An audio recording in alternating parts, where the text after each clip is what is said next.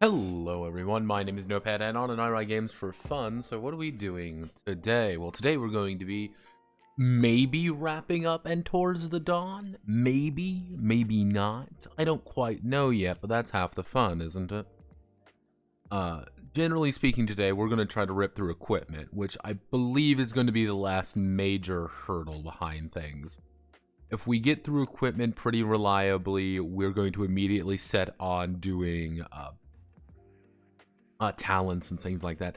I don't plan on having an absurd number of talents. I don't think this game needs an absurd number of talents, but each talent should really do something, should really be pretty impressive, should do something like, oh yeah, this is a game changer, if that makes sense. And because it's a game changer, it should be kind of a bigger one there. Now, half of me does want to do like you get like 2 options, and it's like kind of a mutually exclusive thing. Like you can either choose A or you can choose B, but you can't choose, you can't choose both. Part of me wants to do that to keep with the theme of dichotomy. The other part of me doesn't want to do that. I've got. But that's half the fun. So, yes. Last time on Dragon Ball Z, I didn't really do. I haven't really looked at this too much since last time we talked about it. Yesterday was a little bit hectic, but I did add some. As you can kind of see here, I added the bar here. I added this. I drew them all the way back up here. As you see here, I did finish up the lore section. Here are stalkers, and here are the ferals. The feral section kind of doubles as the explanation on paranatural phenomenon. It kind of doubles in the same thing there, and kind of explain like what's going on and how this actually works a little bit. I think that's kind of it's a not maybe the most natural way of including everything, but it works for my purposes. As you can kind of see here, we are currently at about 64 pages. If things maintain pretty consistency, we'll see most likely we'll be at about maybe 80, maybe 90 pages. But that's half the fun. That's the fun thing. Let's see. Also, to satisfy Wuso's previous one, let me just put Manly in the corner there, because Wuso did buy a Manly previously. So nobody can buy Manly this time, unfortunately. Sorry, everybody. This is the debt. I did put one up for yesterday's Vidya stream. Well, because I didn't have a specific Manly in place, so I'm like, nah, I'll probably want to do something a little bit special.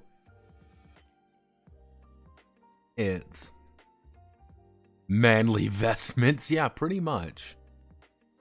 Manly vestments, that's how it works. Generally speaking, we're looking pretty good. Double check everything, make sure nothing is on fire, everything is happy. People seem to like the flabbergasted video. Which is a positive thing. The reason we're starting a little bit later than I had planned today, 6 o'clock, I'm a little bit late. I meant to start pretty early. Today was just kind of slow. I didn't quite get up and go as fast as I was hoping for. And I just found BGN.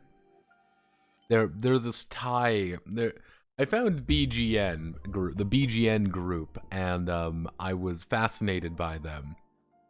I want to share it all with you. BGN Squad, actually. Sorry, the BGN Squad. Otherwise known as, like, Thailand's biggest tabletop thing. Yeah, this is Thailand's largest tabletop channel. They do tabletop games. Looks like they do, like, reviews, how to play, and things like that. Looks also they do things like crazy taxis and like challenge videos. These were for like a few years ago.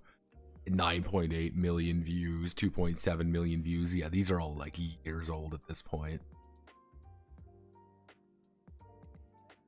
Yeah, like this is kind of the more recent stuff. And the reason why they even popped up was because of this video in particular.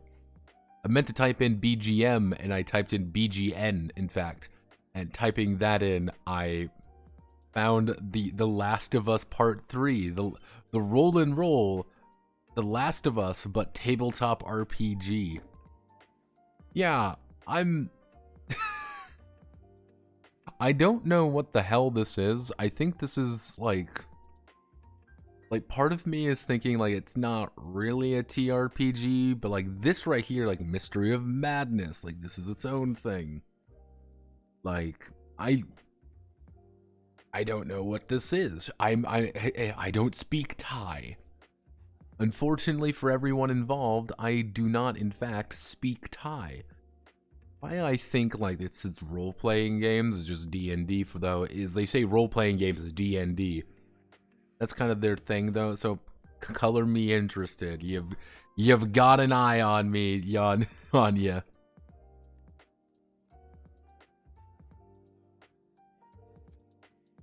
I'm gonna have to look at that comment later.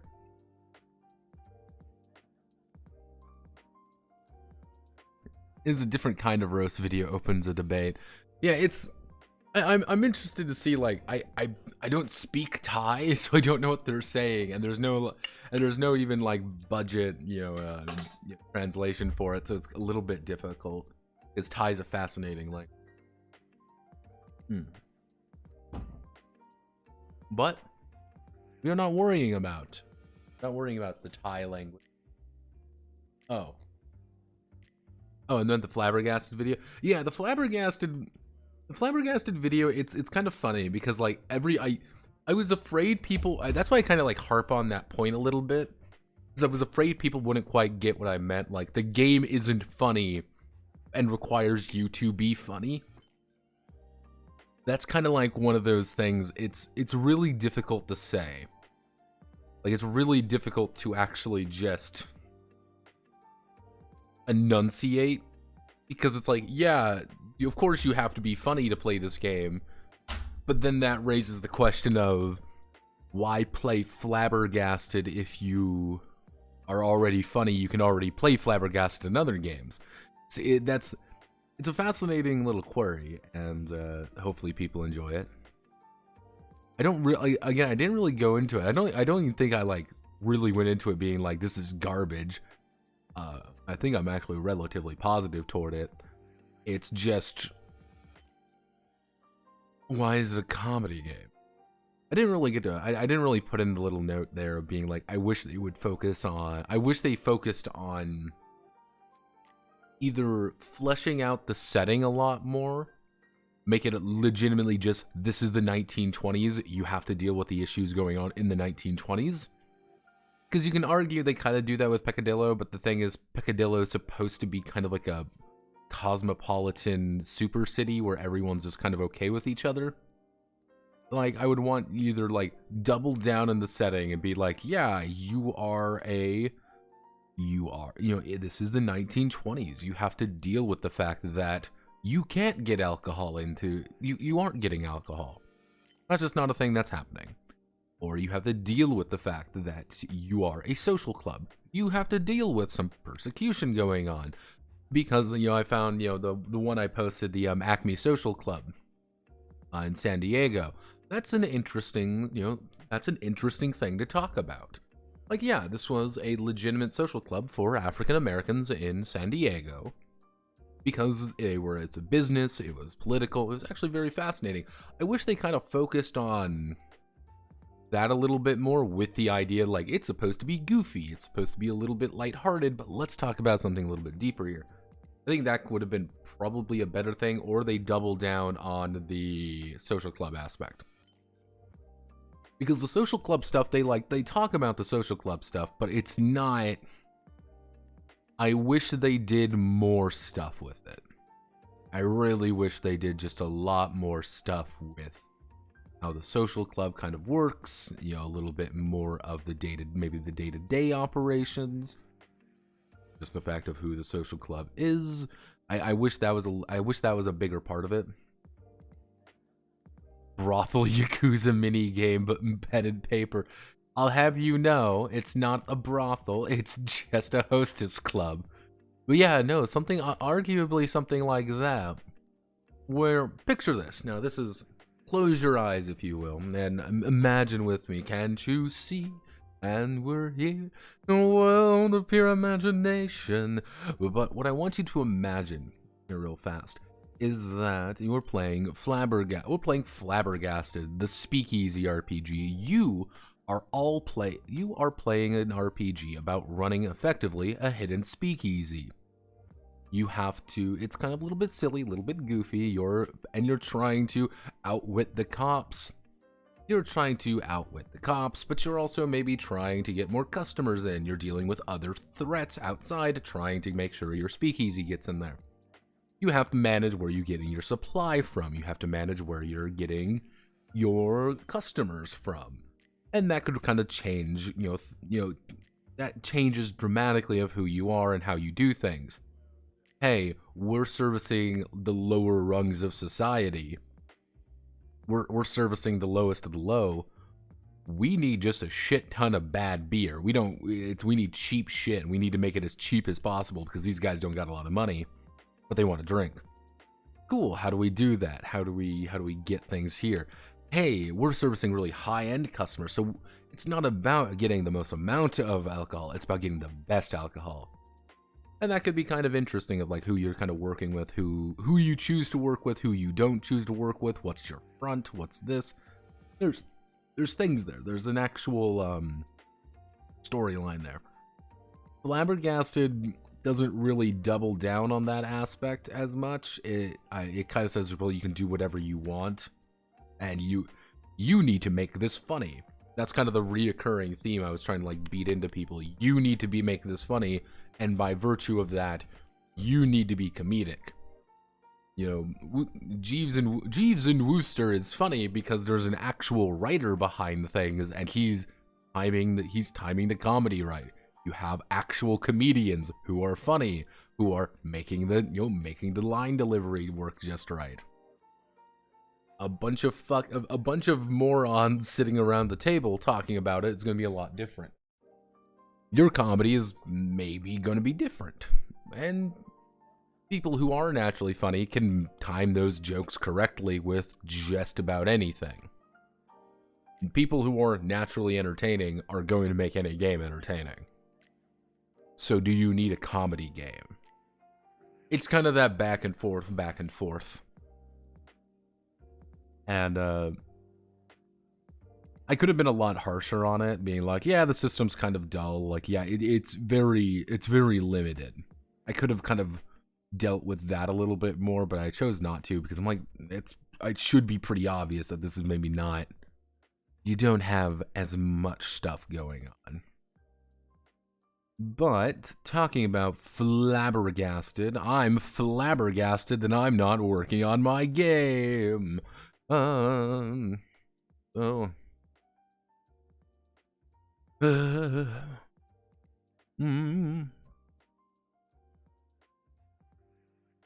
Tell me about it. Welcome aboard.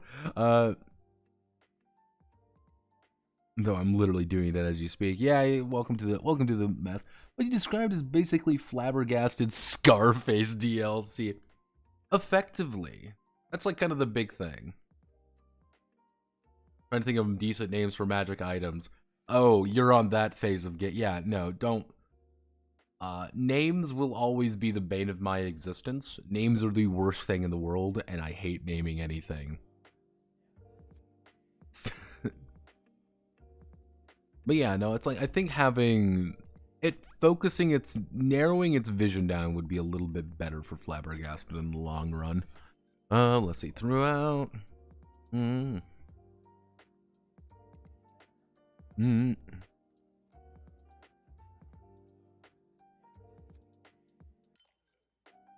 Of course, names is the worst thing for you. Notepad and on. Yeah. Again, I'm not. Naming has never been like super simple for me because I either overthink it or I come up with something dumb. Like.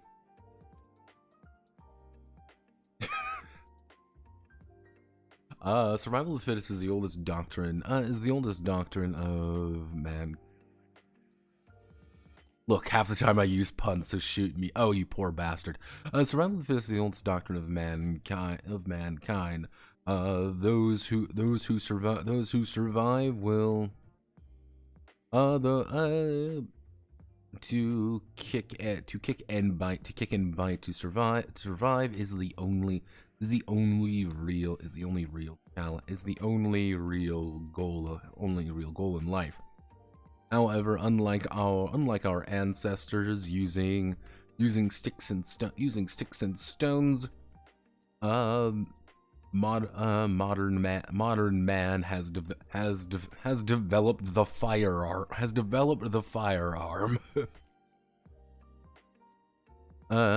Throughout their adventures in the Ashlands, the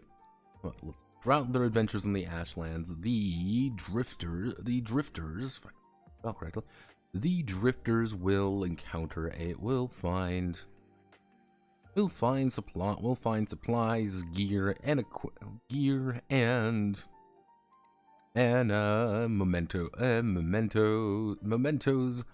journey. Throughout their adventures in the Ashlands, the drifters will find supplies, gear, and mementos of their journey. Mementos of their journey. Each of these will play an important part in their survival. Let's see. Each of these play an important part.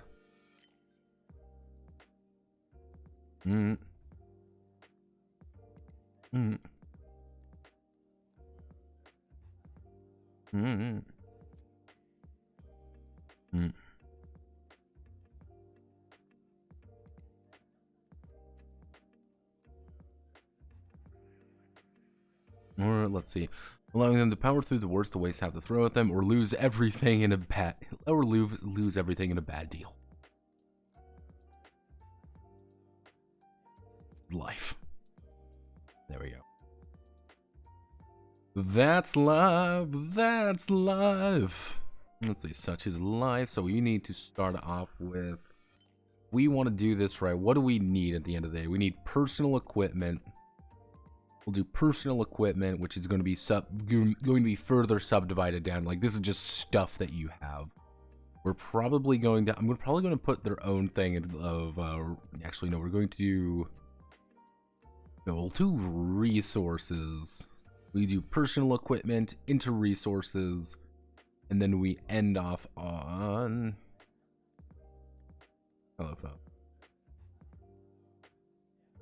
car stuff, and then we do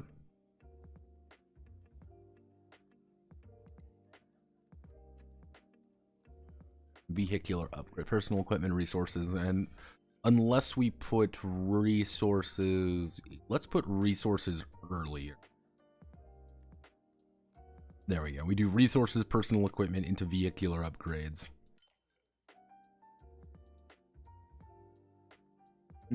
Because if we do this,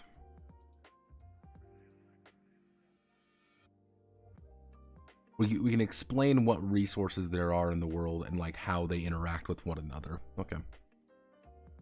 There we go. The most important, let's see, the most important.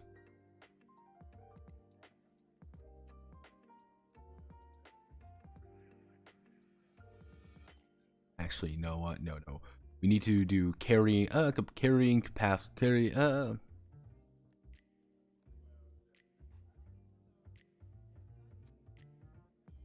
Actually, half of me wants to put this as its own thing. No, we do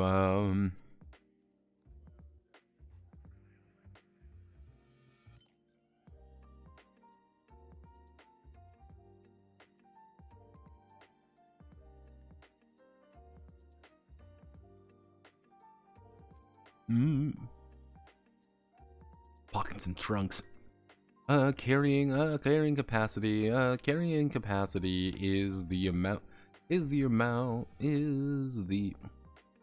capacity represents the amount of stuff a person or vehicle can carry before being overloaded. This is broken down into personal. This is breaking down into personal capacity and storage space and storage capacity. Storage capacity. Personal capacity. Personal capacity is how much gear and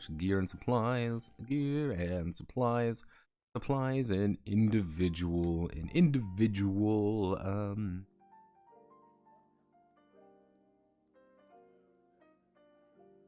Let's see. I mean, gear. That's not quite. No. We start with that. We're not going to think about it too hard.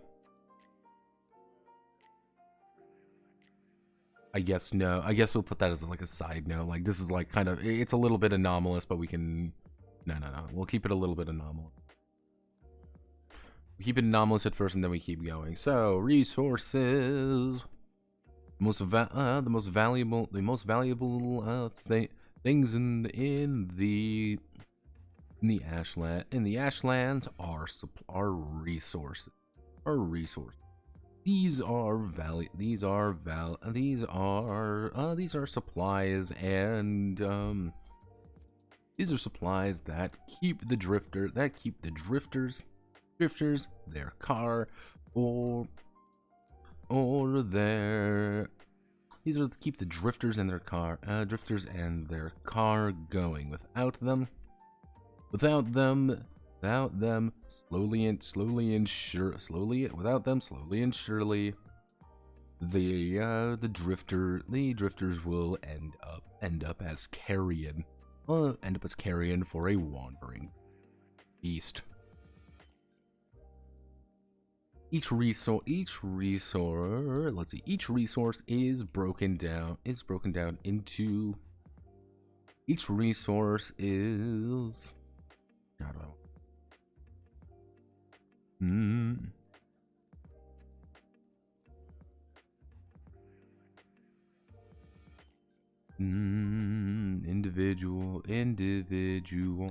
Individual resource. Resource is called a unit. It's called a unit. A rough approximation for how much for an amount.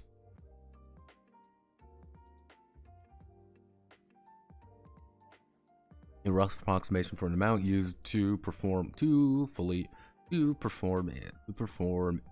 needs.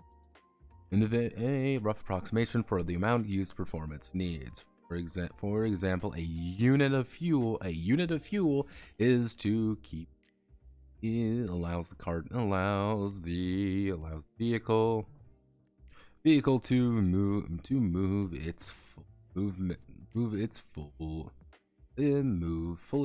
fully.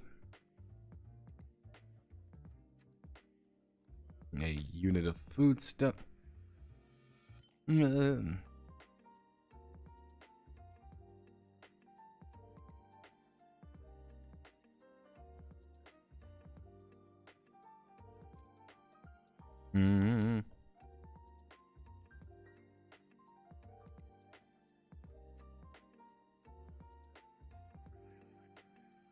Each unit of a resource has a.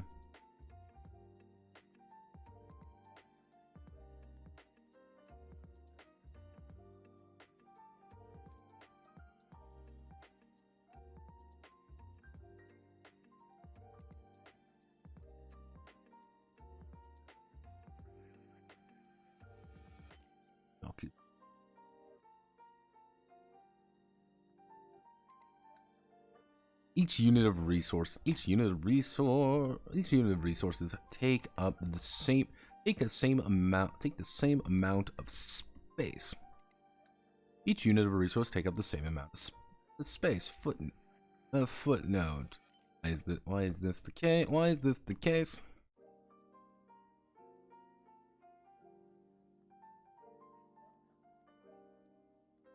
Let's see. Only so much space to keep things neatly apart.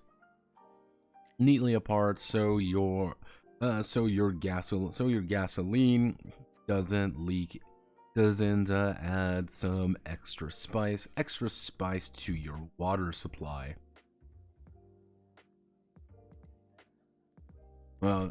Basically water supply or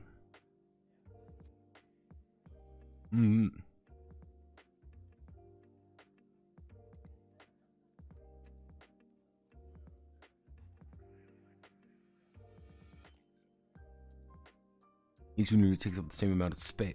Each unit takes the same amount of space in the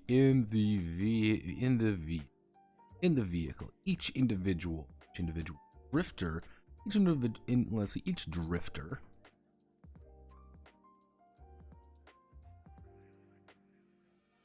Let's see. Each unit takes up the same amount of space in the vehicle. If the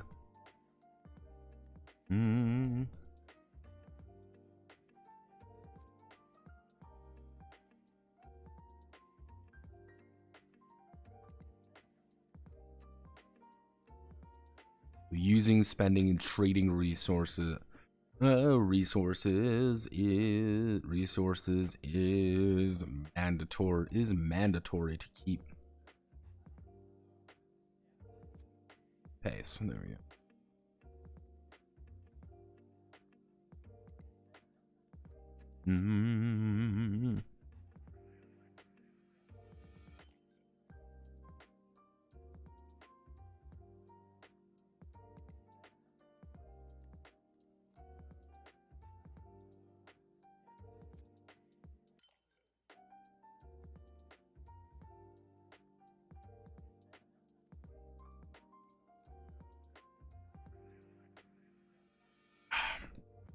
Notepad.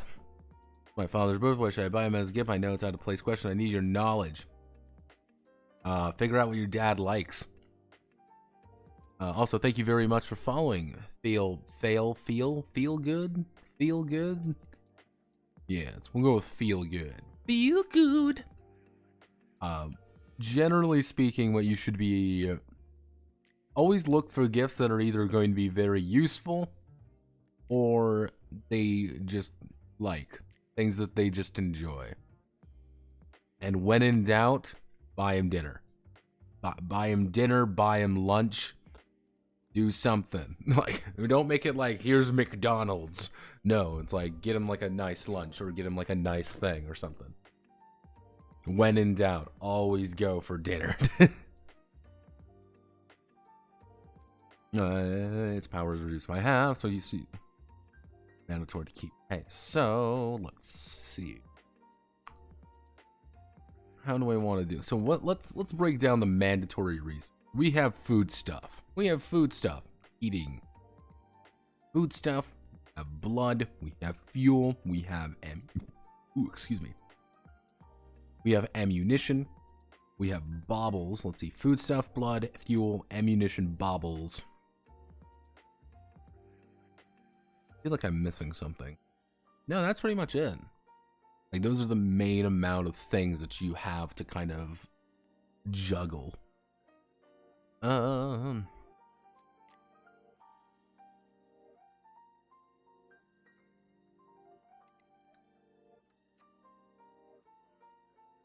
Let's actually check. Do we have any... Let's see. Do we have anything over here? There's map, boots, wasteland survival guide, hunting. Hunting is foodstuff and baubles. Foodstuff and baubles. Finding more baubles. Scouting.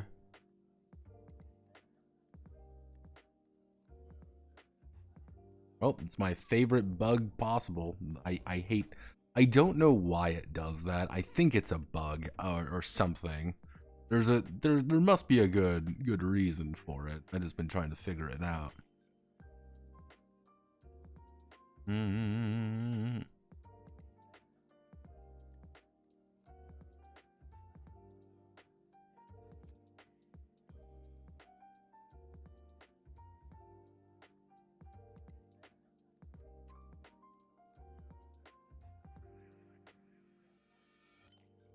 No, no. This is all we need, really. Go team. So we just have to worry about the 5. So if we just do the 5, table 1, 2, 3, 4, 5, we're going to do... We do a table like this. We do like...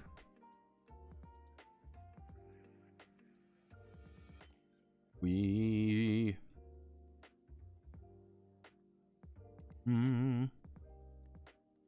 do resource description and uses. Actually, or do we break each one down instead of a table?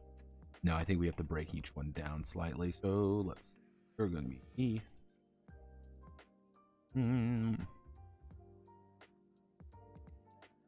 This would be, if we're doing this correctly, ammunition, baubles, blood, food stuff, fuel.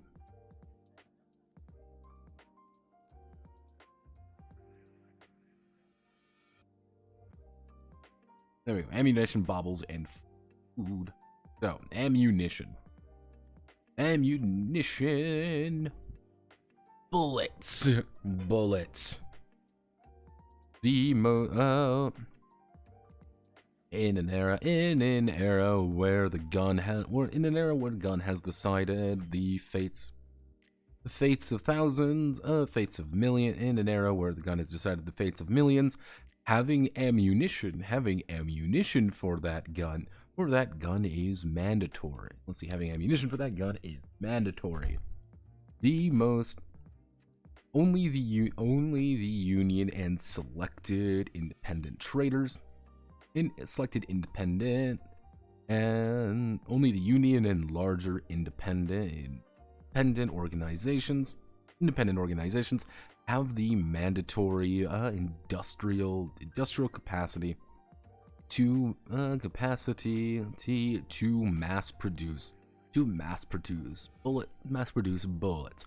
Most of the rounds of ammunition, most of the rounds in the ashlands, in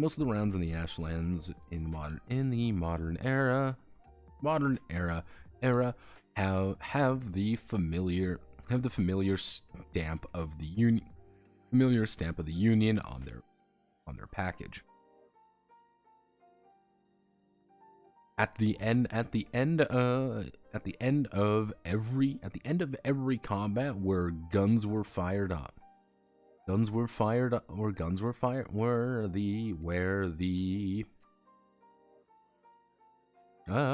the drifters employed a firearm. Let's see. The end of every combat where the drifters employed a firearm, they will need to spend one unit of ammunition to fully reload their gun. This goes for every gun that was fired. So the idea pretty much is, bullets are such a commodity that reloading them is a pain in the ass to do, but it's also like, yeah, you have a gun and they don't. So you want to keep literally just packets of fucking guns. Let's see if... Hello, Gentleman Notepad. There's a reference to the game on your stream, lower left and right corners. What is the game games? Lower... Oh, you mean these two? This is a... Let me do my best to explain this, because this is one of those games that's very difficult for me to explain. This is a Soviet vampire road trip simulator. Yeah, it's a Soviet vampire road trip simulator based off an anime. In the right, that is a that's me, obviously. Don't you know, I'm fully decked out like a stalker. I can't remember the exact place where I got it, but I did some slight editing and Gave myself the Tsarist symbol. Whoa, Soviet vampires. Whoa. Yeah, pretty much.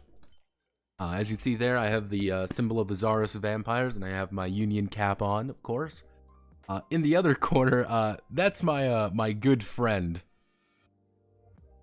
My good friend, Manly Salmon. Good old Manly Salmon, otherwise known as my little tiger ball. He gets put in the corner a lot.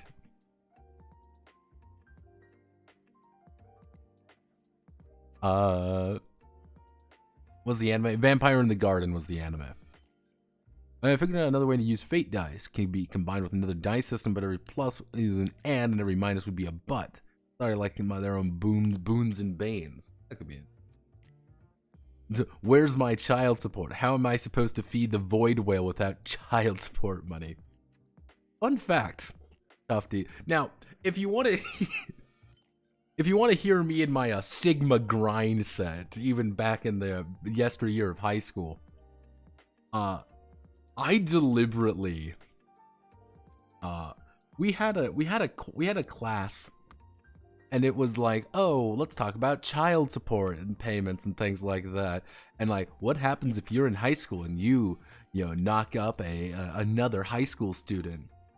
And like, we had to do this very incredibly awkward role play situation. This little role play situation. And if you want like the most awkward experience of my life, where I had to do the most like Sigma grind set thing available.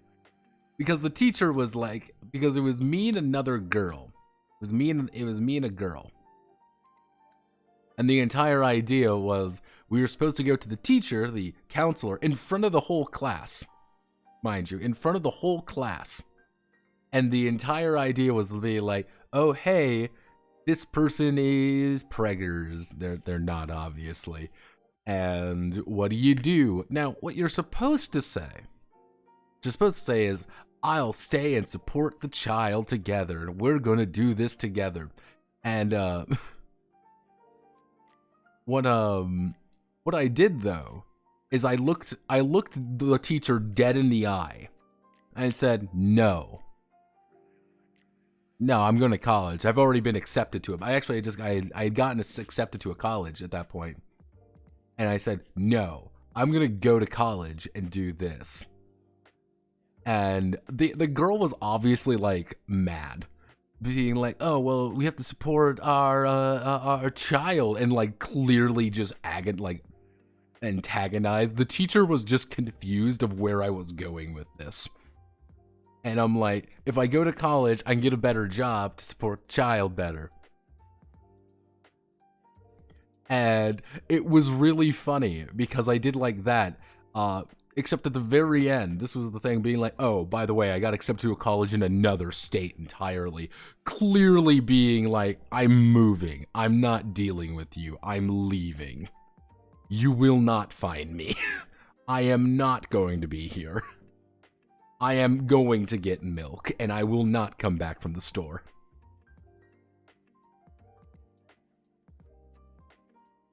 So long, Gay Bowser. Yeah, no, that was I shocked the class with that one, because again, you got to remember it's notepadded on here. Who likes to fat ugly bastard Max, my Sigma grind set of my notepad face, sits staring at giving the Sigma stare straight at the teacher. Where we had like one of the attractive girls was my partner in this one. And I'm like, this ain't.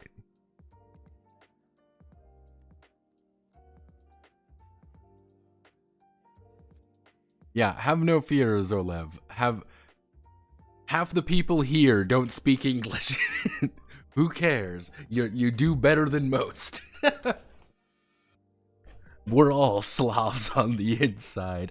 But at the end of every combat where the drifters employed used a firearm, I should say use. This goes for every gun that was fired. Not to say a gun cannot be. Not to say if they cannot spend the ammunition. If they cannot outfit If they cannot outfit the ammunition, let's see, if they cannot afford the ammunition cost, then the gun has enough for one more shot before running dry. Remember, drifters, it's still a gun. It's still a gun, loaded or not. Yeah, it's the idea behind ammunition is that it is a big resource that it's like, yeah, you have a gun. People are afraid of the fact that you have a firearm, and that should be somewhat disconcerting.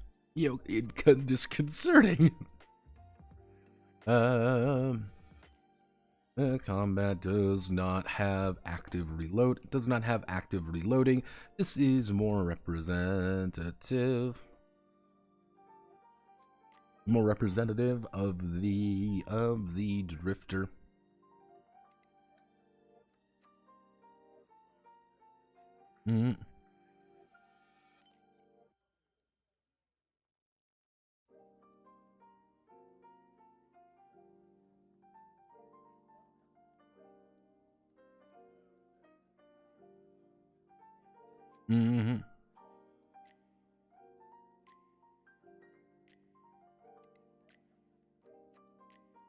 Combat does not have active reloading. So that's kind of the idea. It's not necessarily like, oh, I'm going in there. It's like, I'm already kind of representing you reloading in combat because there's no active reloading. You don't need to pull an action to reload your gun or anything. So it's like, yeah, ammunition is a resource. But remember, you can spend all this shit. Baubles, random knickknacks and objects of debatable value.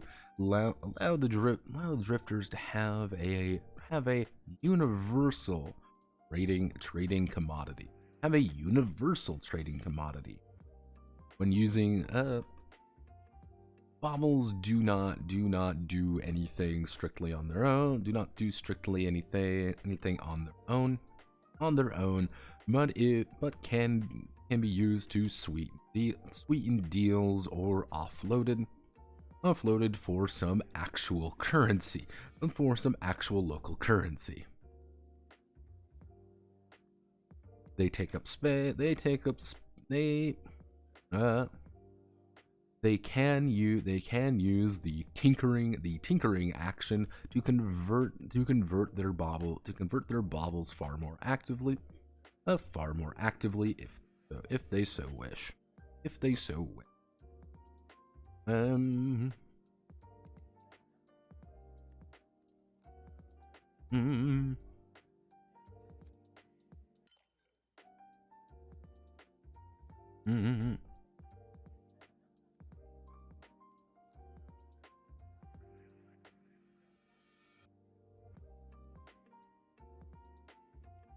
Bauble valuations. If the narrator wishes to have a harder and faster method of determining value for baubles, then have the drifters make a mercantile judge. Make a mercantile, actually. No, I know. I know what we can do. Harder and faster method to determine the value of baubles. Then assign a value of 1 to 5 in various settlements based on wealth.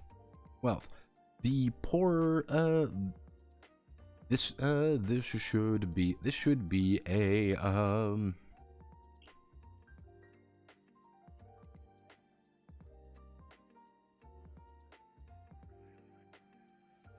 what it's start.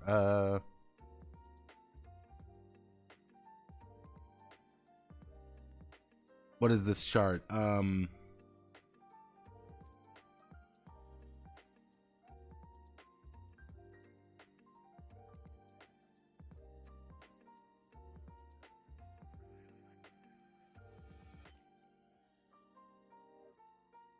What is this? What is this chart? I'm having a stroke. What is this chart called?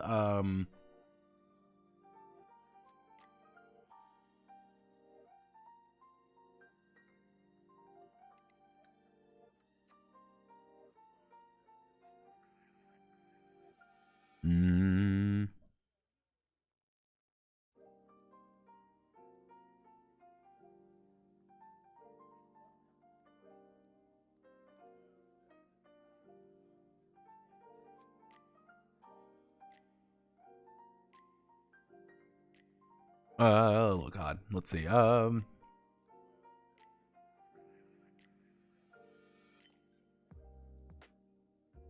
Let's see. So long. To be honest, in the stream. Well, welcome to the chat. Maury, not many of us are ESL. We love to love. Yeah, get it, ball. Yeah, cool. Yeah, yes, I'm racist. And his friends group is Notepad Add-ons fandom. Inside you, there are two slabs. One is playing CS:GO, and the other stole your wallet. I am going to the bath. Take a bath of drunk. Wish me luck to not drown. Sayonara. Again, racism is the most diverse hobby in the world.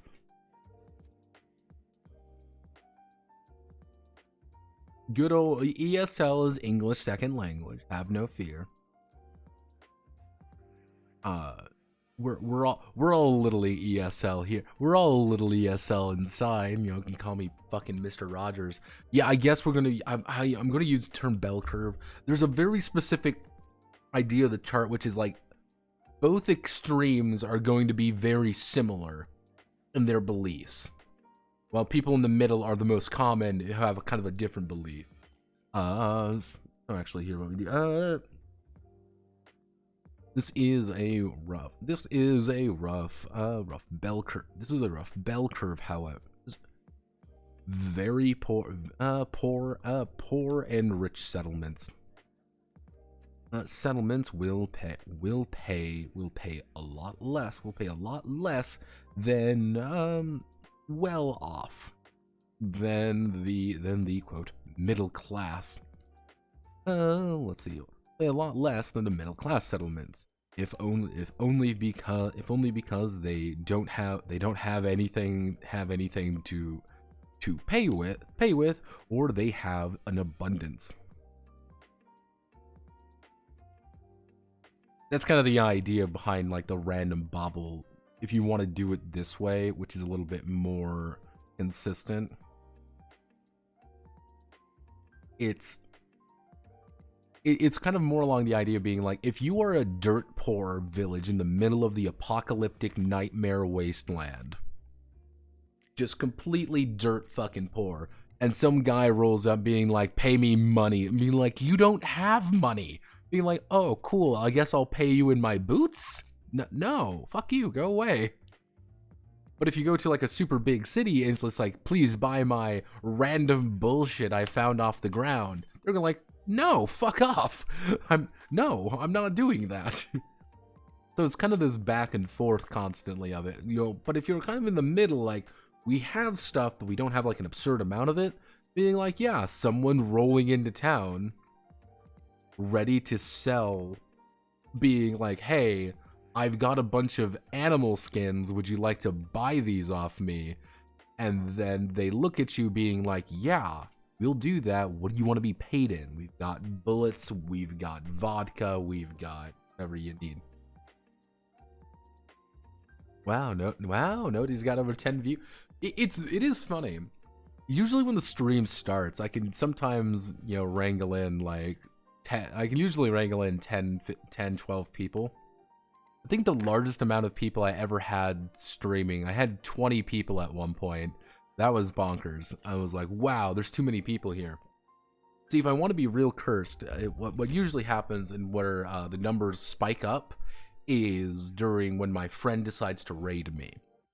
And my friend raids me, and he usually has a decent chunk of viewers because he plays Minecraft and Fortnite exclusively.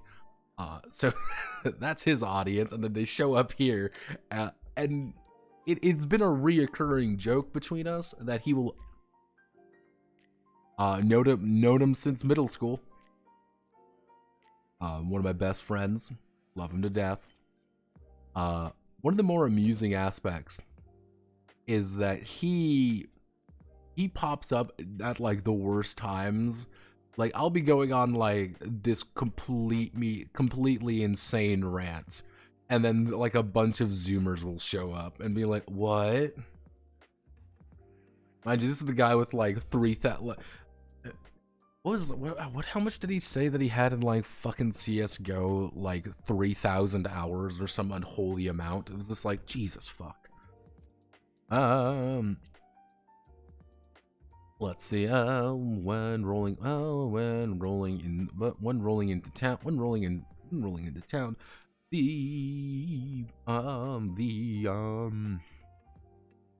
The drifters will make a mercantile judgment based on mercantile judgment based on the current with a difficulty based on the rough idea of the economic situation. 6 for well-to-do. 6 for well-to-do. 7 for 8 for middling. 8 for middling, and 10 for ultra rich. 4. More the higher the success margin, the more the bobbly. I decided to not call them trinkets, solid, by the way. I'm answering an older question. I didn't try not to call them like trinkets or anything. Does trinkets give the idea like they might be valuable in a way? Like, most of these things aren't really valuable to the drifters themselves. This is scrap metal. This is animal pelts. It might be useful, but not really. They are more meant to be just sold off and quickly.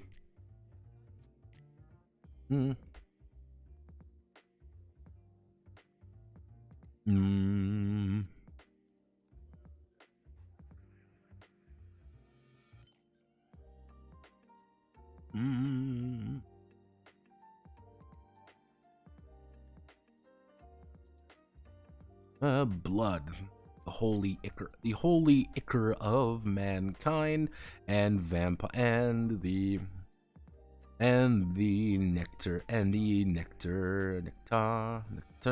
nectar of the vampire. Throughout the ashlands, vampires constantly. Throughout the ashlands, vampires constantly bicker, constantly attempt. Finding blood is not complicated. But finding ethically sourced blood. Finding ethically sourced blood is nigh on impossible. Most blood currently in circulation is harvested as a blood tax, or being sold on the open market by donors, looking for a payday. Finding blood the primary way to hold blood is either in small glass containers or in a sealed pack. Which needs both of which need a dedicated cooler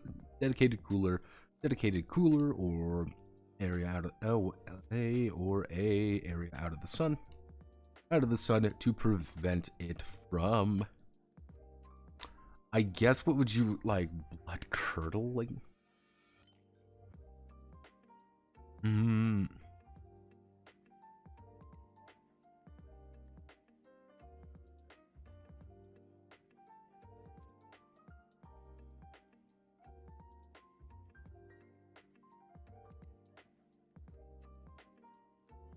Hmm.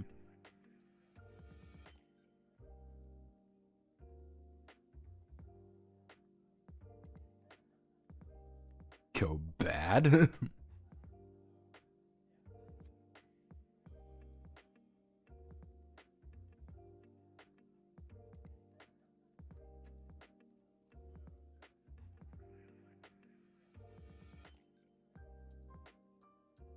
Yeah, so prevented from going bad, prevented from going bad. Bad blood tasting like rotting meat. Bad blood tasting like rotting meat, dunked in curdled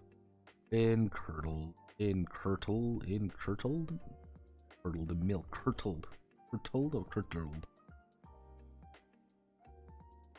curdle.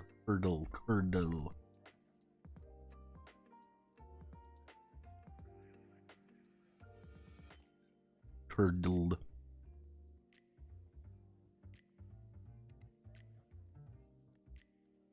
Man, 10 old viewers. Before you know it, Nopad's gonna be selling his bathwater. Hey, Gamer Boy bathwater, $1 million idea, Sterner. I don't know what you're talking about. Yeah, I can just say it's I just put an anime girl on it. You know, all I had to do is put an anime girl on it. Say VTuber bathwater, $5 million. Fuck this whole game design business. Sorry, everybody. Put a Photoshop picture of Gura on there. $1 billion idea. $1 billion franchise.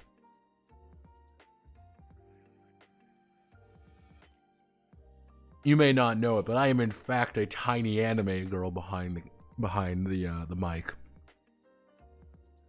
Both of which need a dedicated cooler area out of the sun to prevent it from going bad. Bad blood tasting like rotting milk, dunked in curdled milk.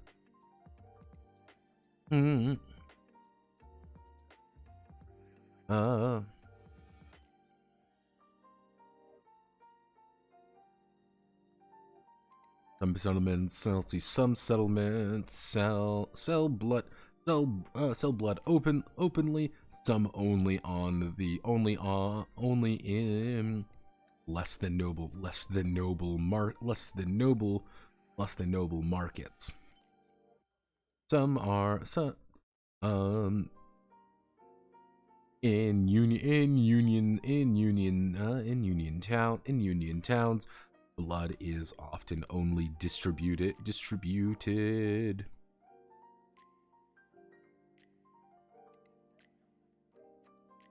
from an armory or other official location. Just so it's kind of like one of those things like, hey, we need blood. How do we get blood? Well, you're going to need to either harvest it, which is expensive, or you're going to be needing to actually buy it, which, depending on where you go, it could be very expensive. There we go. Food stuff. Meats, vegetables, water, milks, and everything else. And a man or vampire could eat and drink to satisfy their cravings. Food stuff is eaten to keep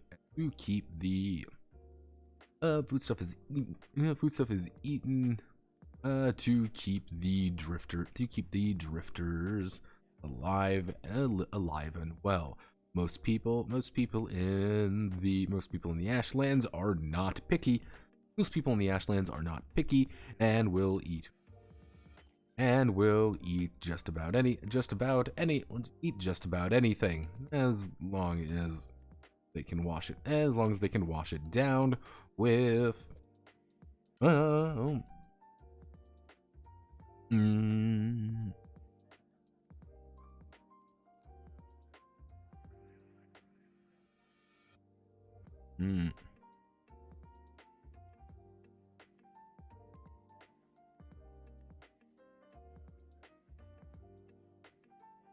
Let's see.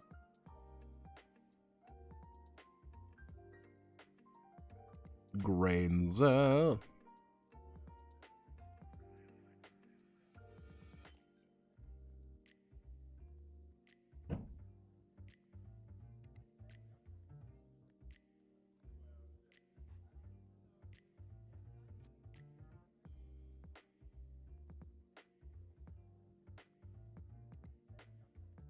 we go.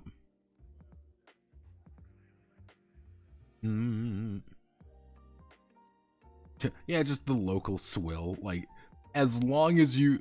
This is just edible shit. That's all it is at the end of the day. Like, as long as you can eat it, it's gonna be food stuff. Fuel. Fuel is the currency of the car.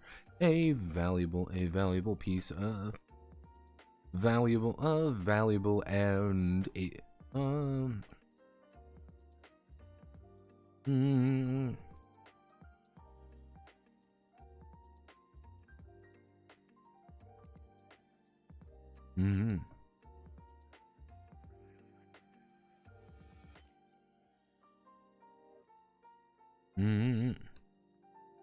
As long as you have the space and necessary, as long as they have the space and necessary,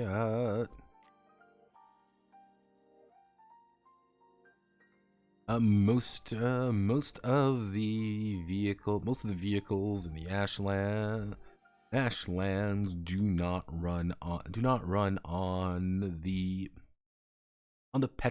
petrol fuel, instead relying on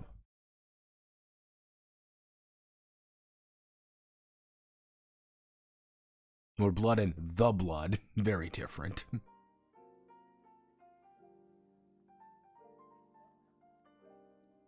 Yeah, it's just because the thing is, blood is an actual resource, and because blood is a resource, I like capitalizing it so people understand, okay, that is they're talking about a resource.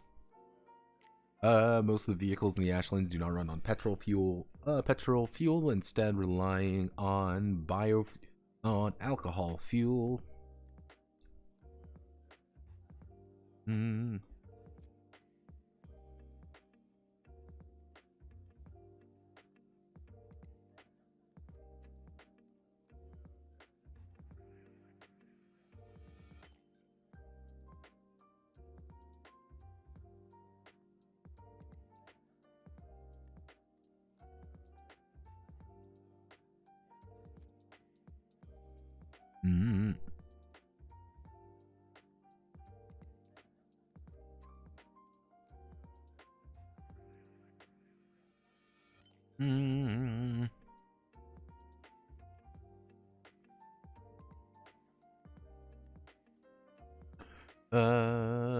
Let's see.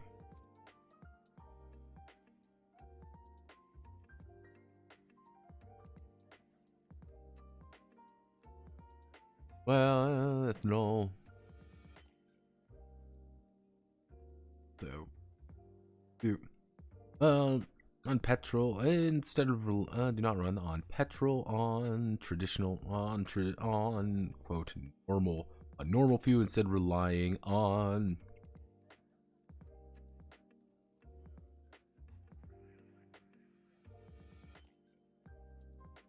let's see.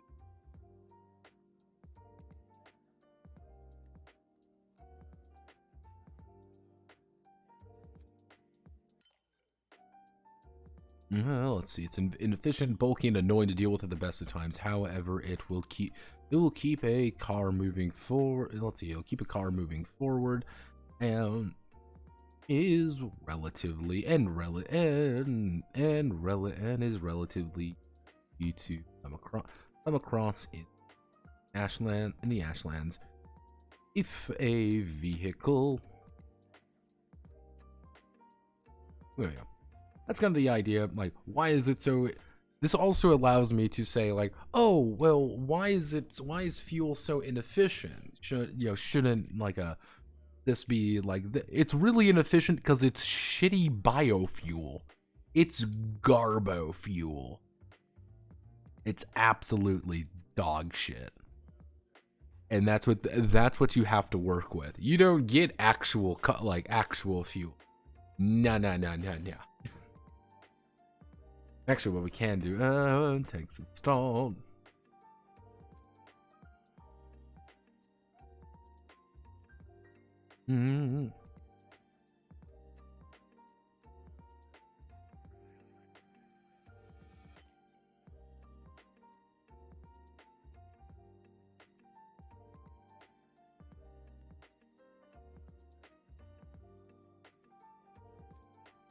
If you do manage to find decent fuel, it's better to sell it. So okay, those are all our resources.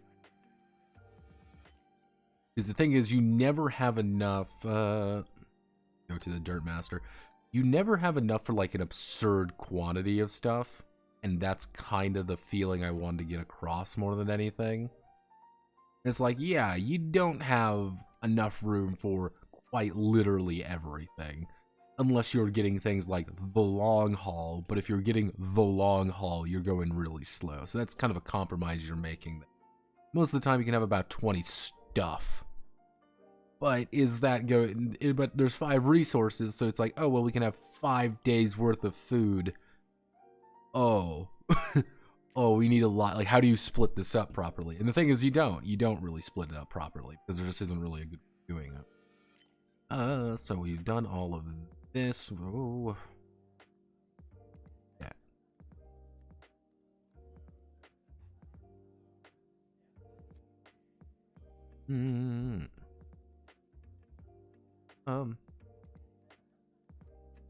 Actually, okay. Side note, currencies in you. Fiat currency. Fiat currency is a state issued currency that is backed by the faith in the government. In the Ashlands, there are currently 4 types. There are currently 4 of these fiat currency. There are currently 4 of these currencies in circulation, allowing the drifters to trade in their hard-earned resources for more liquid funds. Currency takes up no space. And can be easily carried as well. Easily carried as well. Have no fear. Let's see. We're going to do silver clinks. Silver clinks from the Tsarists are by far the most valuable in the Ashlands. A single one of these pieces. A single one of these pieces in denominations of 1, 5, 10, 50, 1, 5, 10, 25, 1, 5, 10, 25, 100, 200, 200, 200, and 500 is enough to buy. Single one of these pieces can easily buy dinner in Tsarist territory. Can easily buy most things in Tsarist territory.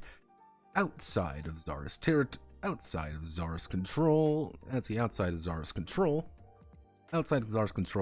they are melted down for the silver inside of them, and are functionally worthless. Even vampires rarely actively accept the coin. As it's more in indication of loyalty to the Tsarina. Most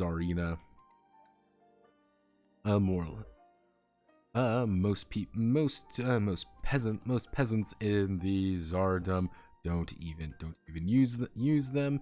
Often only nobles and aristocrats. Aristocrats have any notable quantity. Yep, there we go. Like, yeah, this is the most valuable currency in the wastes. The only issue is it sucks. It's functionally worthless anywhere else. It's the strongest back currency. You're going to be able to actually get some shit out of this. Union ration cards are a slip of paper worth a single can of soup, with a single can of soup in union cookhouses.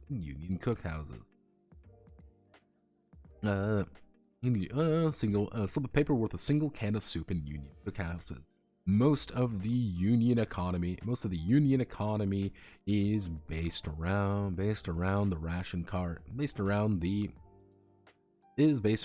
ration card economy, with larger denominations of ration cards,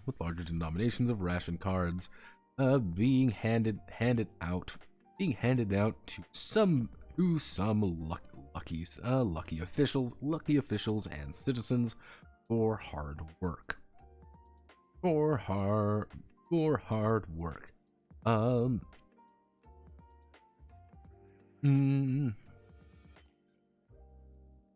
Many settlements do take them as legal tender. Many settlements do take them as legal tender, with the promise of trading them to wandering unioners. Let's see, and with the promise of trading them to wandering unioners for a better deal. The vodka ruble. And the vodka ruble is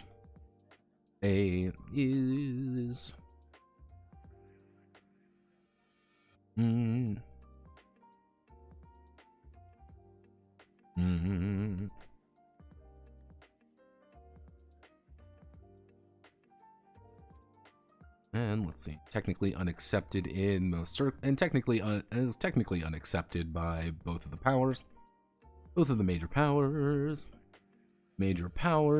but the traders often carry enough around with them due to their value in independent settlements. Independent settlements as a universal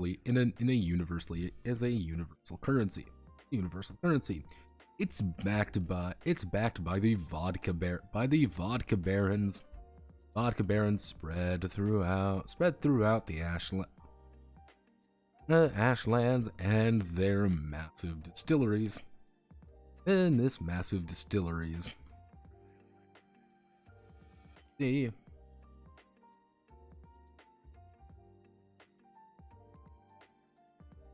I kind of developed a very simplistic currency system. Trinkets are in troves. Literally everything is worth one of these minus troves, no limit to expense. And everything cheaper than a trinket is basically free. And most of the time, paperclip is actually worth 20 gold or something.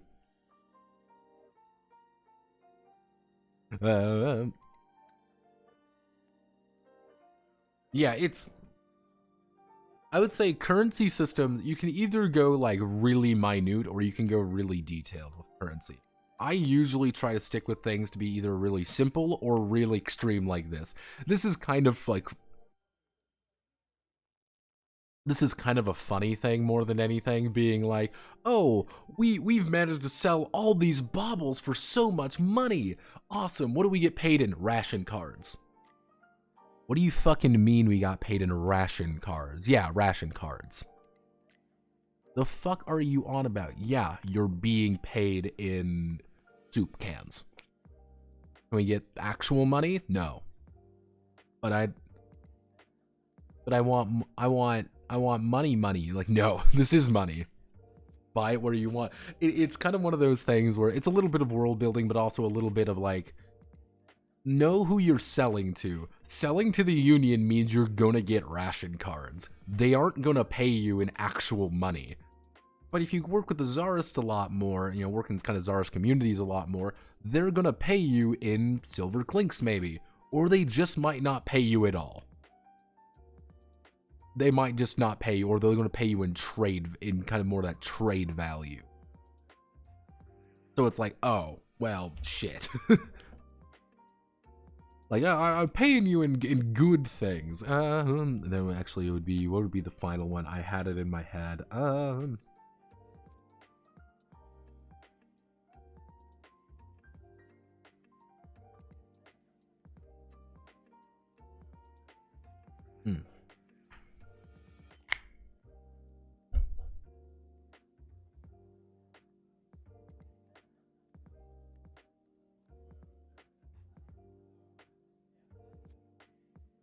Gold tips are...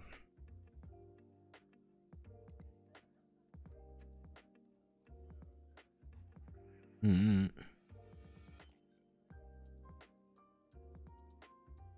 Mm.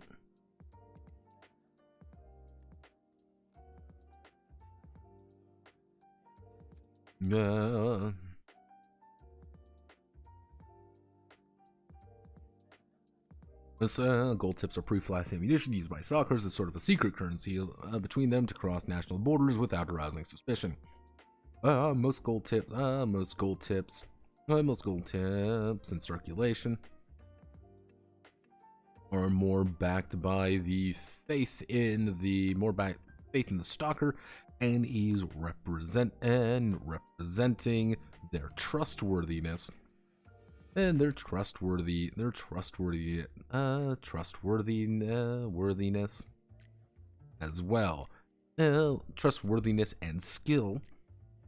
Is representing their trustworthiness, comma, we do comma, and is representing backed by the faith. Most gold tips in circulation are more backed by the faith in the stalkers than actual monetary policy. Having gold tips. Gold tips means the stalker is either well trusted, either a trustworthy individual, or is skilled in their art. Rarely are these weapons used in any meaningful. Rarely are they used meaningfully. Rarely are they used in combat. No.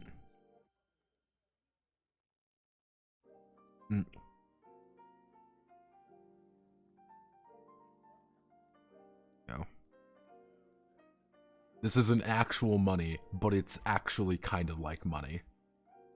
It's karmic currency. Hey, you have a lot of gold tips. You are either very competent or you are a bastard.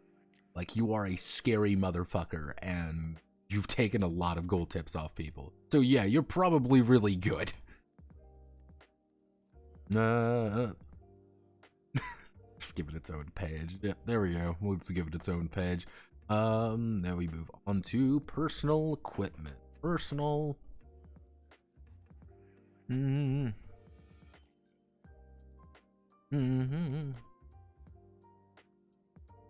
The drifters are expected to venture beyond.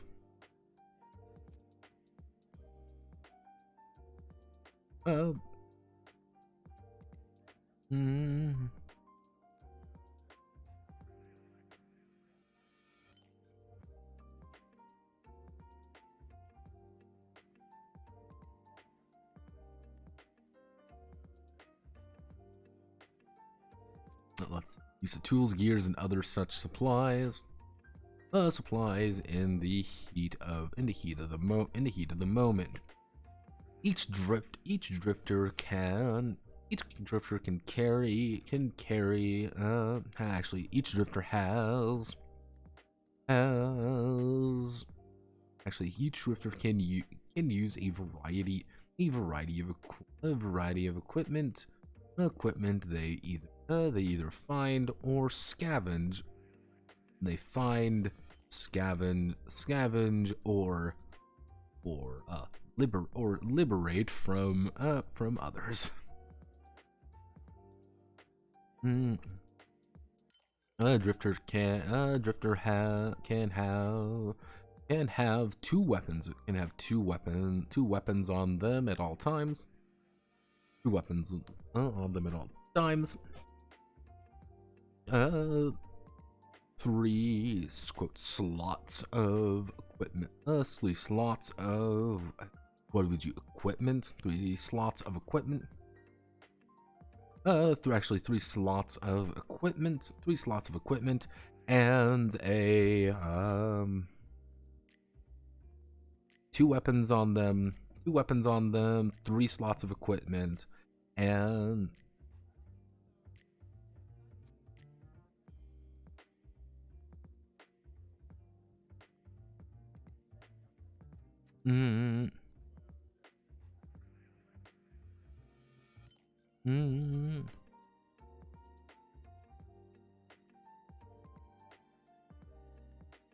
let's see, having any more of these will weigh them down, which is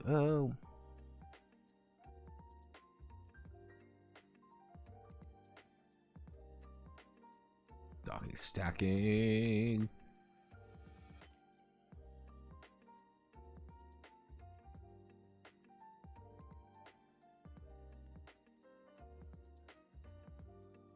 Footnote actually is stacking penalty rolls for every point over footnote.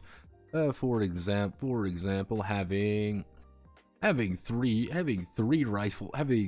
rifles, 6 slots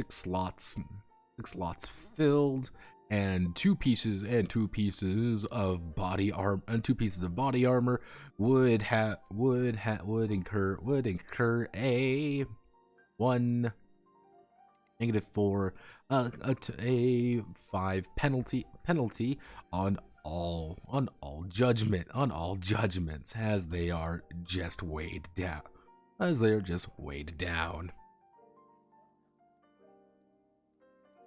Here's just stuff. You just have stuff on you. There's a very specific reason I want to do. I'm kind of keeping things a little bit focused, because this is going to be the pain in the ass. So we want to actually break this down into, we can do, how do I want to do this? We can either do weapons. Actually, no. We do personal,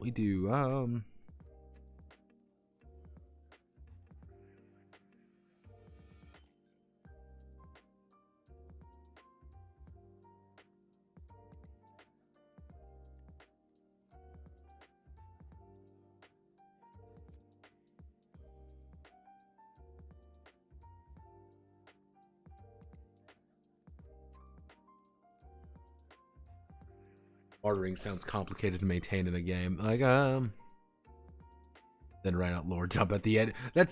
Sometimes that's just what you have to do when you're writing a game. Honest to God, sometimes that's just what you have to do. And I try to like integrate everything, but there's been points where it's just like, there's nothing fun here. It's just here are the rules, because that's the best way to do things. Sounds complicated. Hopefully the goal here and towards the dawn, the goal anyway, would be that you sell off everything a little bit. It's very easy just to get rid of everything, and it's pretty much you have this value. You want to buy blood, it's going to be this much value. You want this. It's kind of like you're spending that barter a lot quicker than anything. It's just a valuation. Or you can just say, give me the money. Like, give me X amount of silver clinks. Give me X amount of ration cards. Give me, give me this, give me that. And you get it, and it's just, okay, here you go. That's kind of the idea behind the currencies and stuff. It's like, hey, you're trading independently. Here are a bunch of vodka rubles. They're just simple currency. They take up no space. You have just floating value. But if you have a bunch of, and that's where kind of things get a little bit more complicated. It's like, yeah, you can have a bunch of different things. Bartering in general is always kind of interesting because it's really dependent on like where you are, what's the tone of the game, what kind of game is that kind of thing. Because players will go insane over it every single time. Rest assured, players will go completely bonkers. Let's see.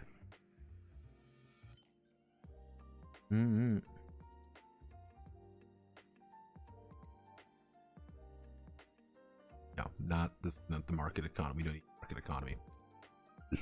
Okay.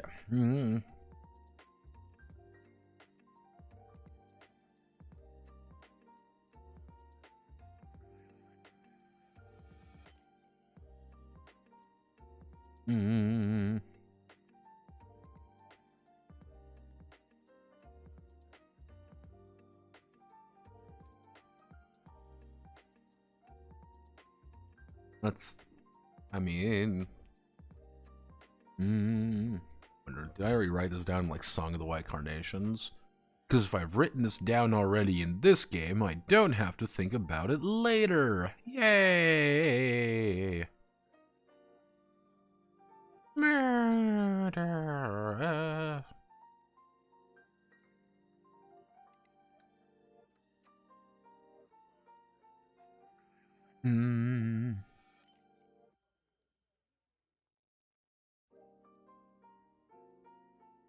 Yeah. Let me see how little I actually even like registered guns here. I really don't for this. But yeah. Gear and supplies. Gear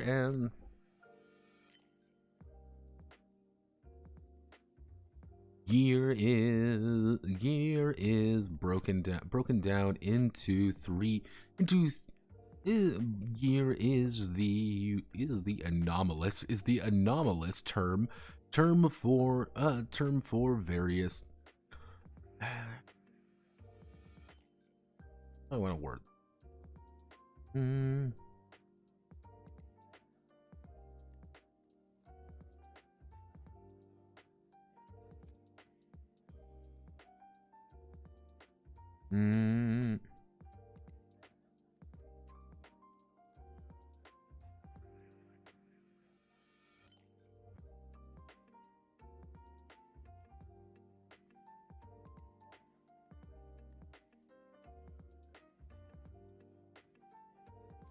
Allowing the drifter to bypass situations, or let's see, allowing the drifters to bypass situations, or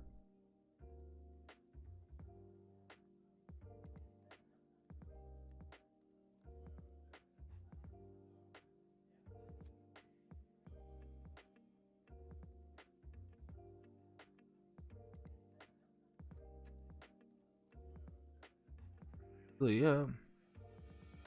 Each piece of gear is assigned a size. Each piece of gear is assigned a size, ranging from small to large. Each size has a slot, has a number. Each size takes up a number of slots in the that the drifter can carry. For example, a medium-sized item and a small item. Take up three slots for equipment. But a large item would take up all three. A small collection of these gear small collection of gear as well as size. There we go. Again, it's a little bit of anomalous term. It's like, yeah, it's just stuff. Like, it's kind of hard to explain. Like, here are things. Let's be.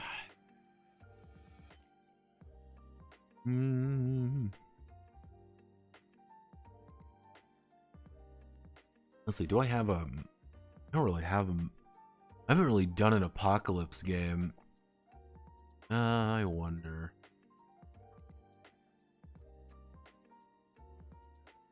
Where?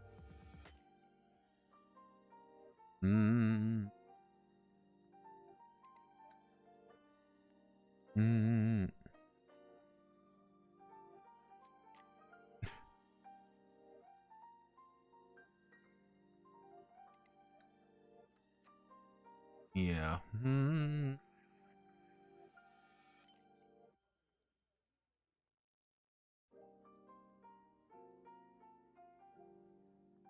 Hello, what system are you working on? This is And Towards the Dawn. It's a vampire Soviet road trip simulator game. I'm getting paid actual money to write this. Currently, we are on equipment, and equipment makes me sad. Because equipment is... It's always one of those things where with like equipment and things, like you can either go like really deep into it or not. So I'm trying to see if I can't tactically avoid. I'm seeing if I can't tactically avoid doing all the equipment bullshit. Actually, you know what I can do? Ha ha ha, ha ha ha. I know, ha ha ha, I'm smart. Why don't I just cite the game I'm slightly basing this off of? Hello, Twilight 2000. Yes, this is actually the Twilight 2000 4th edition, using the Year Zero engine. So it has its own quirks to it. Chapter 5 of this book, so we can find over here. Chapter 5, tell me more about gear. Vehicles, gear. There we go. Weapon gear. No, this is just supplies. That's kind of the idea. Like, these are just supplies that you can find.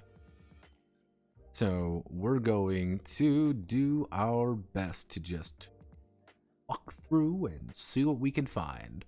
So binoculars. So obviously binoculars, always useful. Well, we can just call those small. That's easy enough to understand. Small. Flashlight. All right, we like flashlights.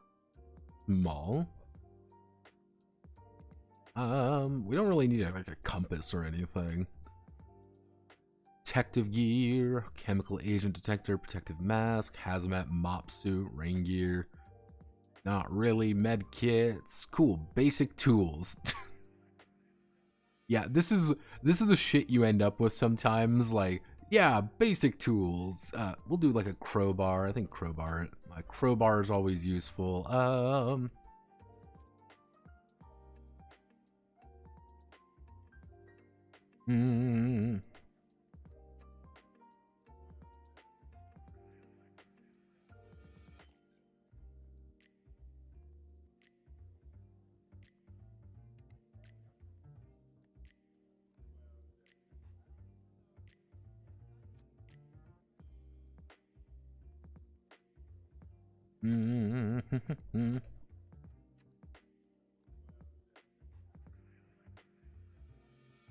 Sleeping bag, blanket, small taps.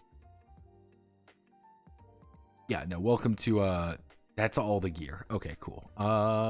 Do we have any other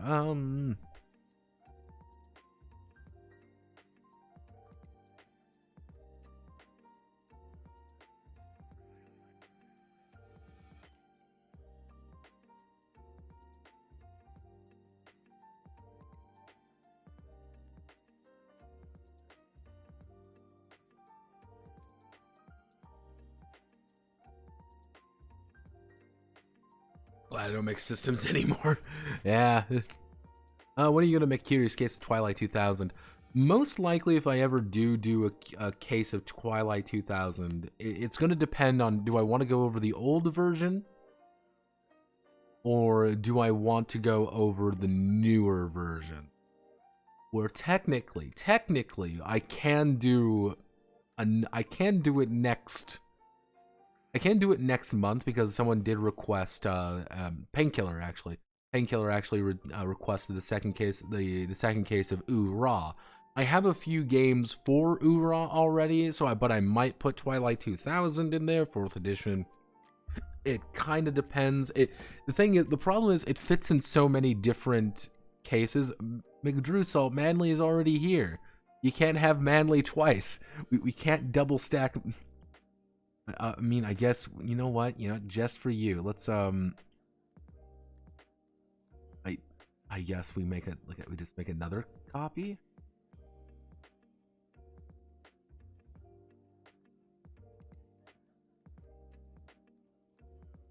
There we go. We've doubled the tiger balls. There we go. We've doubled the tiger balls currently in circulation. I mean, I guess we can put him like on top, like.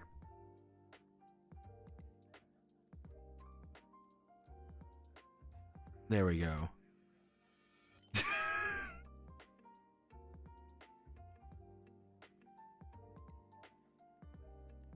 Let's think.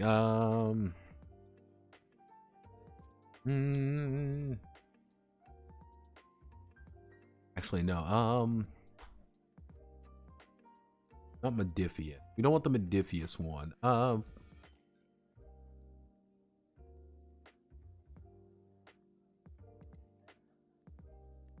wonder if I can find J.E. Sawyer.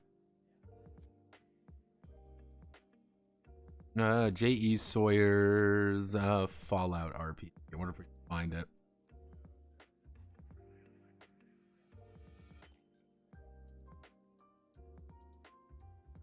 Oh, no.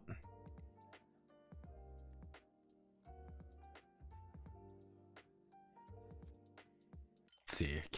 Let's see if we can we find in 2009, or will it be a Chinese website? Everybody, let's play a game. Will it be a Chinese? Oh. Let's maybe we go back to 2007. Maybe we do it in like October 9, 2007. Are we going to be lucky? Let's play a game, everybody. Oh, using password, yes. Cannot contact database server. Oh, we may be fucked.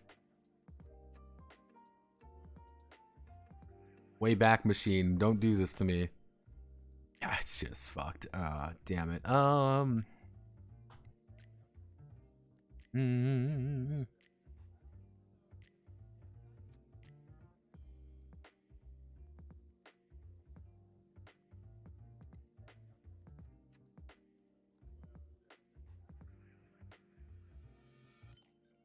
Yeah, okay, here we go. Ha ha ha.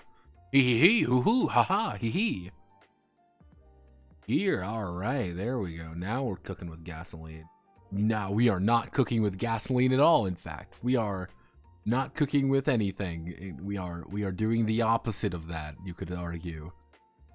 Fuck. I mean,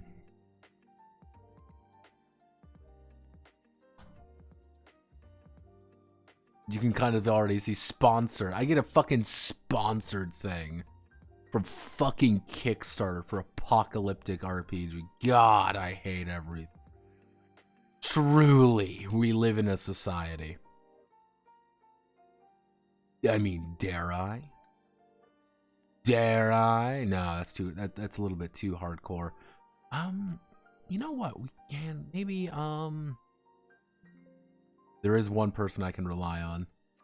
Now let's we go back here. Sorry if I'm not responding to people right away. We're going to beats.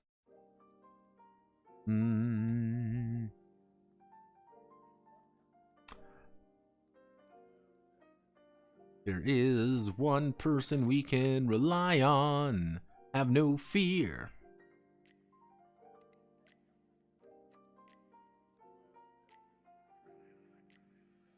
Slightly off, like it's running fast. We're cooking with liquid nitrogen. Let's let me see. So we're going to actually I have the apocalypse case. I mean, maybe we can use something from the radical case of the apocalypse. The radical. Hell,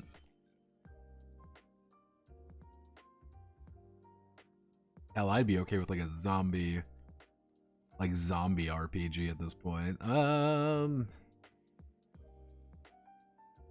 Back to don't really know about this game. There we go.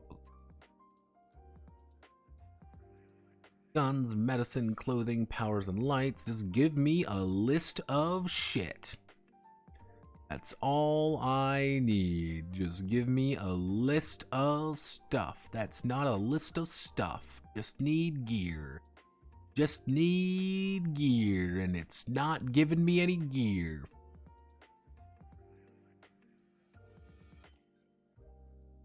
Okay. Let's check the other one. Hello, Dystopia Rising Evolution by Onyx Path, no less, using the story path system. These guys usually got some stuff, but we can work with this.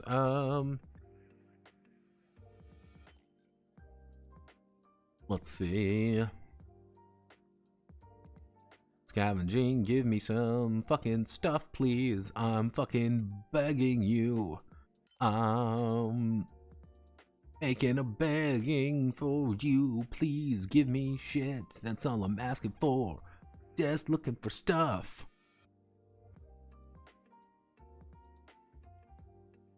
Oh wow, this looks... Yeah, this looks rough. This looks real rough. I guess we just don't deal with that. Okay, you know what? Yeah, ripperoni pepperoni. Okay, here's what we can do. We improvise. We do a table for... So we're going to do binocular, which is small, flashlights, small, crowbar, small. Like a carving knife is going to be pretty small. Actually, crowbar is going to be medium. Kind of like an improvised explosive. 5 explosive is going to be pretty medium. Just something that you can quickly rig up and go pop, pop, pop.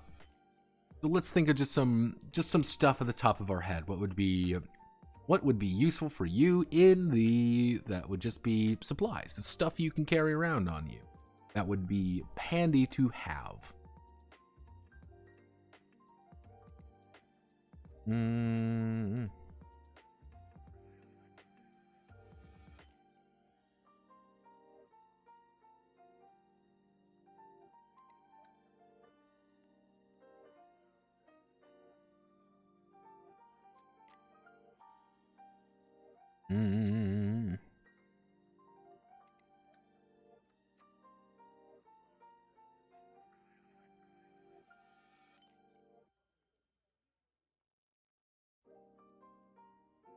Okay. Here's what we can.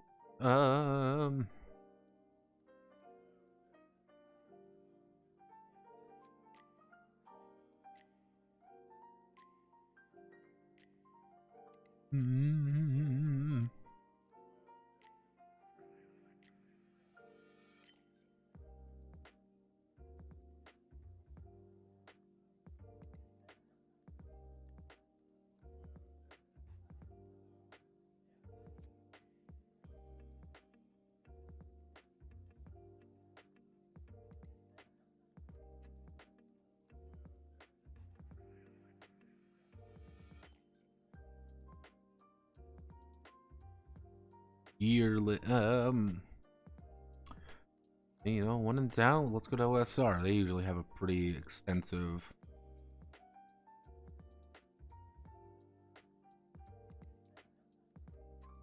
but they usually have a pretty extensive amount of stuff to worry about.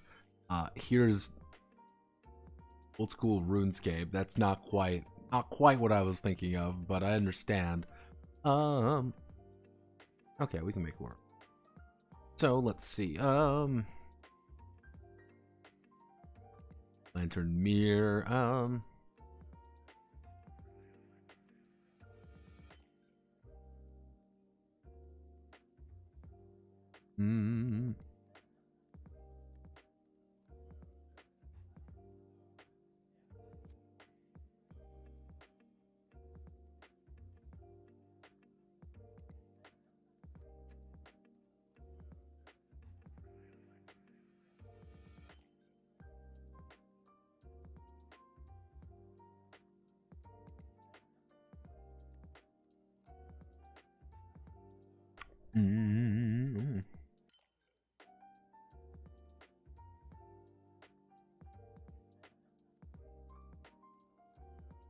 Hey, give me some more equipment to work with.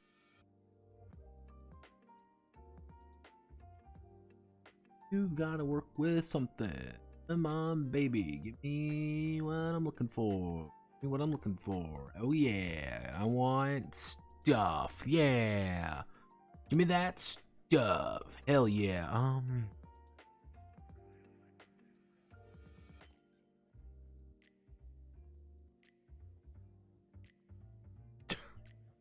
You're gonna joke, but this is what we're working with it.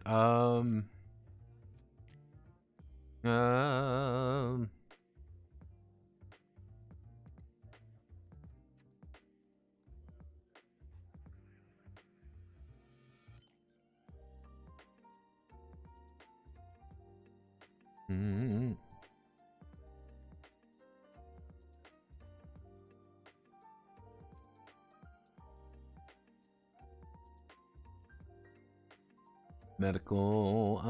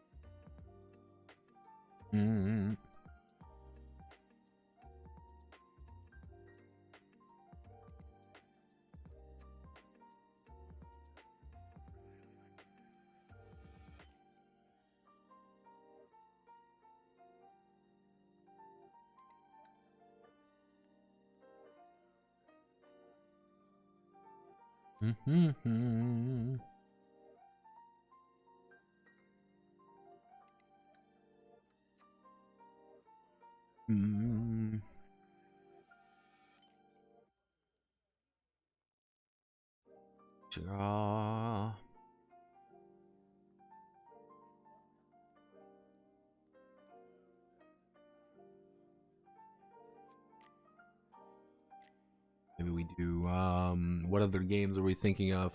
Fallout, items, no,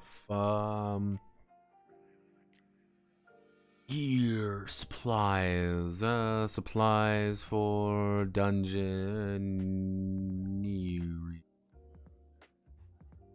supplies for dungeon, darkest dungeon supplies, fucking, no, that's not it.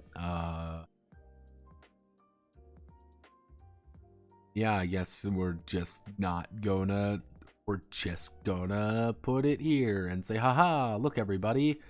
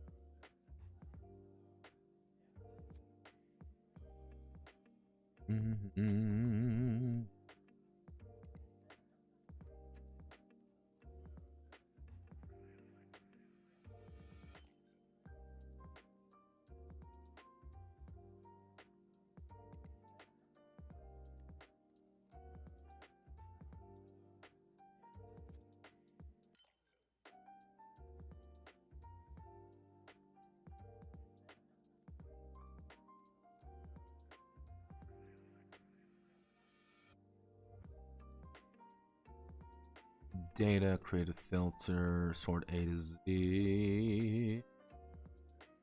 Filter, we do this, we put you here, we put you, paste on links.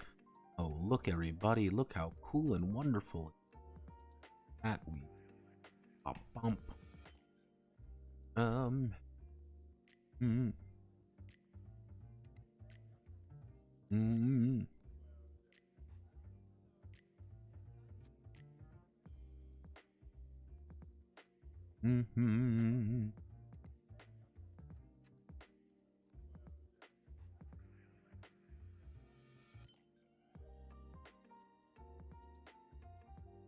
We wouldn't play what we like to refer to as a gamer move, and okay.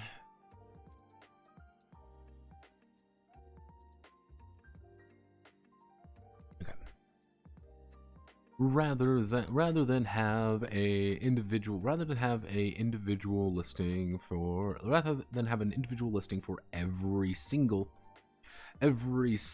type of possible equipment, possible gear the drifters may find. The rule of thumb is simple. If it can be carried in, if it can be buried in one hand, it's carried in one hand, it's probably small.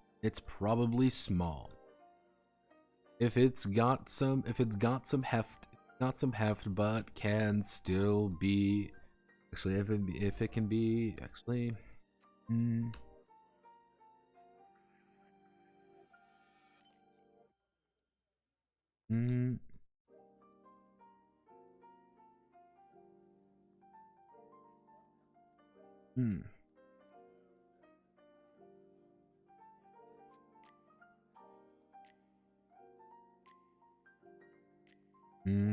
Taken from their belt, it's probably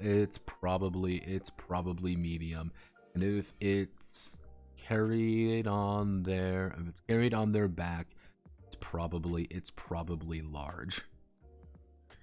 When purchasing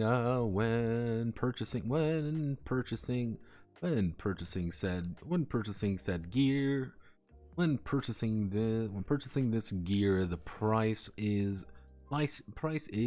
fluctuating. The price is fluctuating based on the location and ask of the equipment. Finding a working Geiger counter in the middle of the wastes is asking for gold to fall from the sky. Finding a working Geiger counter in the middle of the waste is asking for gold to fall from the sky, but asking for one in a well-populated city will be much easier. Finding when bartering for gear, keep in mind the size and the potential value it has, as well as if the location could or would reasonably have it. Asking for supplies, or asking for exotic supplies in the middle of nowhere where may turn some heads. Even more so if they manage to find it. Go, we do that. We're smart, not hard. We do that. We do this. We make a table. We need a I2 table. We're going to place everything there. We're going to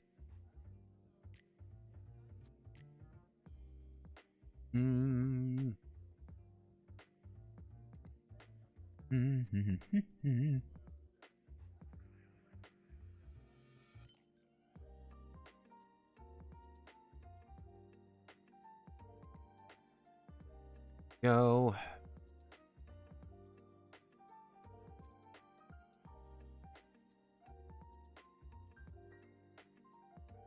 Okay. Tactically avoiding the problem. Flare gun, shovel, and trenching tool. Let me see. Actually, we can probably shove the oil. Shovel. Let's see.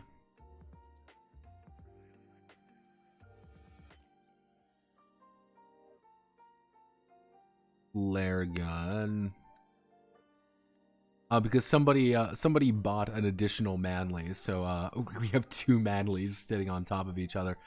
I guess we can actually, we'll sub out the hacksaw. We'll do a flare gun. We'll do a flare gun for small.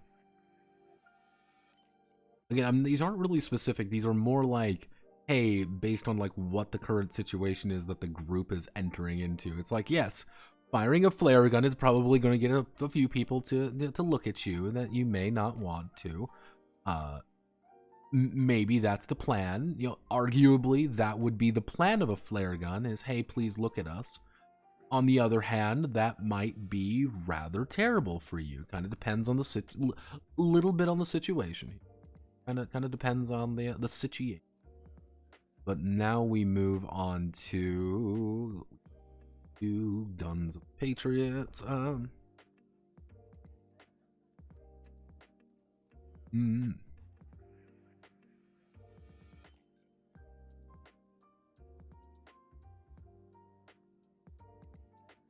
The armory, the armory. Armory, the armory.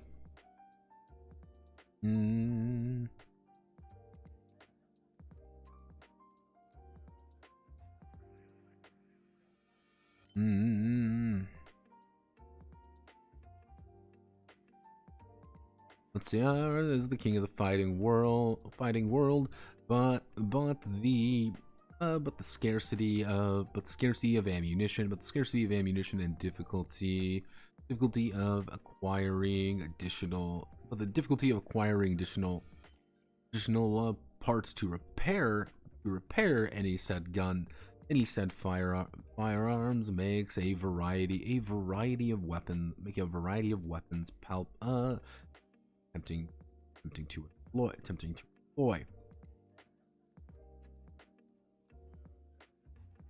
Let's see. Employ each weapon.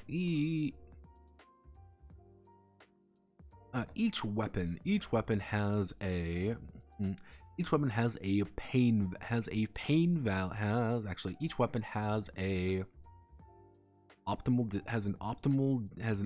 distance. The optimal distance pain value. Optimal distance pain value and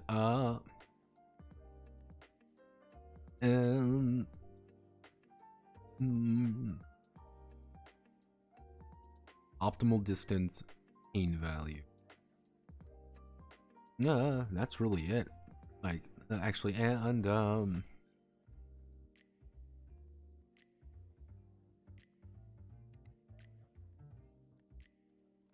actually, and a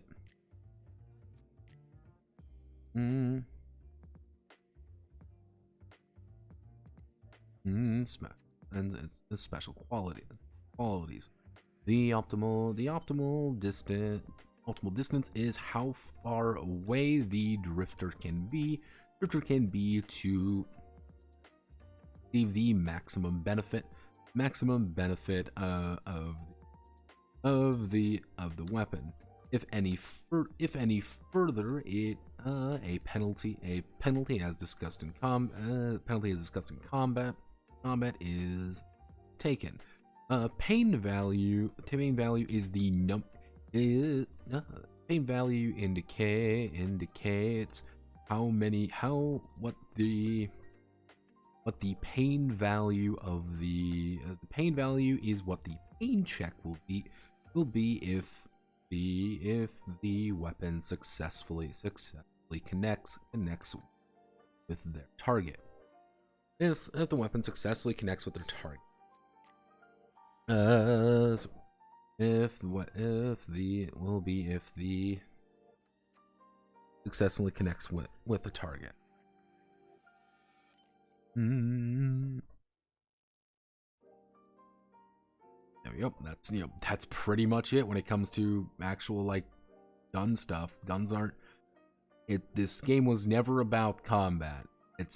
Guns are gonna be pretty simple. We don't really need them to be too extensive. And I don't think making them super extensive is going to be the right call anyway.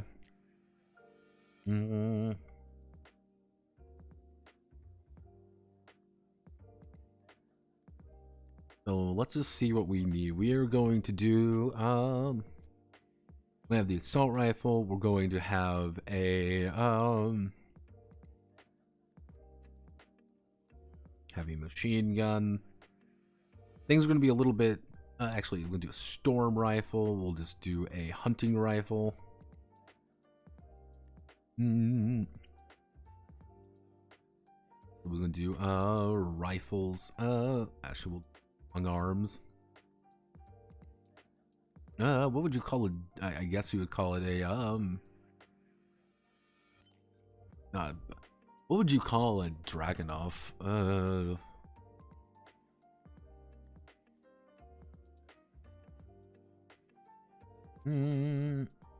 Marksman rifle. Yeah, I guess we'll call them this marksman rifle. Oh. Calm down.